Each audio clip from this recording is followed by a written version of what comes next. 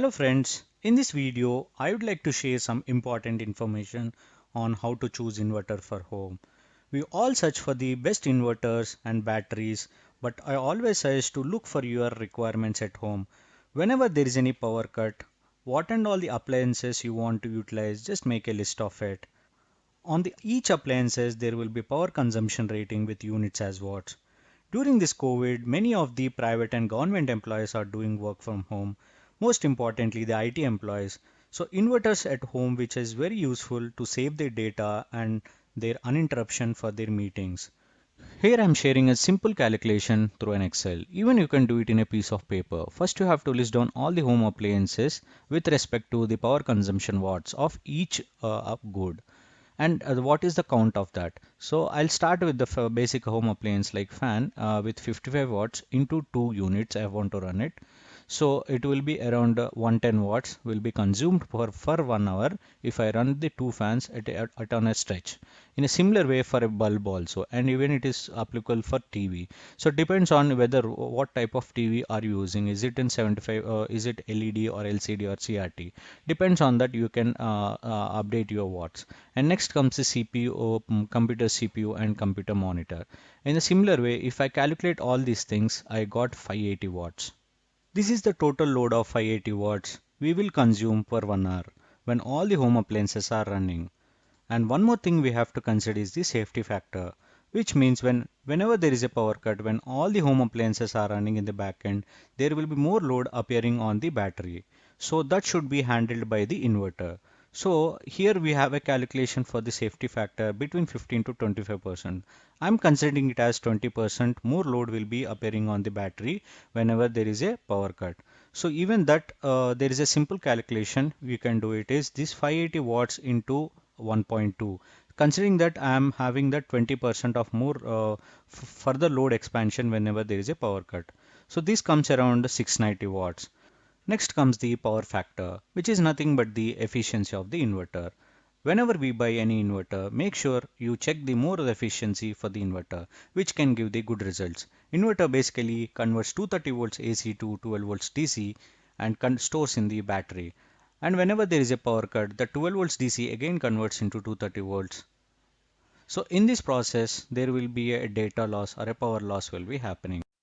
With this power factor efficiency calculation, we can choose the best capacity inverter for our home. That's a simple calculation for you. 580 watts is the total load we got, and the 1.2 is nothing but the 20% of our more load will be appearing on the inverter and as well as battery. And next is the zero point 0.8 is the nothing but the efficiency of the inverter. So with this, we got 870 volts per ampere. The inverter we calculate with the volts per ampere, we have to choose it. Next, we'll go with the standard inverters in the market. We have in the market like 650, 750, 850 volts per ampere. Our range we got it is 870 volts per ampere. So we have to choose between 900, 1000 and 1050 and 1100 volts per ampere. So this is the suitable inverter we have to choose.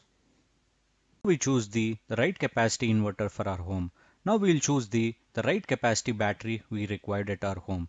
It all depends on the how much hours you really required as a backup. I'll show a simple example here. This is the total load we got and the how many hours you really required. I required 2 hours of backup and the total volts of that battery it's 12 volts. With this we will calculate it that 97 amperes per hour of battery we required at our home. Since we have the market standards like 80, 100 and 120, we have to choose between 100 and 120. Here I've made one more quick calculation on the total load and based on this what is the best suitable inverter and what is the best suitable battery we can choose it. Assume that the total load which I got from all the home appliances is like 450 watts and the best the size of inverter it's calculating as 675, but as per the suggestion it's suggesting to go for 850 volts per ampere. Next is how much backup you really required. I need 2 hours of backup, so it's suggesting a 75 watts 75 amperes per hour battery, but it's you can choose the 100 amperes per hour battery as a one level of upgrade. So friends, finally we got to know the best capacity of inverter and battery we need to choose for our home. Now let's understand the concept of a battery discharge. Assume that we are discharging 360 watts on a 12 volts battery. It discharges 30 amperes of current. Consider that we have a 150 amperes of our battery divided by that 30 amperes. It will give 5 hours of backup. So don't consider that we have to utilize that all 5 hours of a battery because we cannot diffuse the battery completely. So we can only utilize 70% of our battery. This can give a good result like 3.5 hours of battery. So friends, I am reiterating the information how to choose the best capacity inverter and battery for your home. In order to calculate the inverter part, you have to calculate the total load in watts and you have to multiply with 1.2, considering it as a further load or a safety factor. And you have to multiply with the power factor, which is nothing but the efficiency of the inverter, which is 0.8, which will gives the volts per amperes as a inverter units. You have to choose the as per the standard. And next we'll go for the battery. You have to calculate the total load in watts, similar like for the inverter, and you have to multiply with the total backup of hours you required for your home, whether you need 2 hours or you need 3 hours. And you have to divide it with voltage of the battery. Is it a 12 volt battery or a 24 volt battery, which gives the amperes per hour of the battery. Again, you need to choose with the market standards what and all the batteries are available. That's it guys. If you need any further information, do mention in the comment section.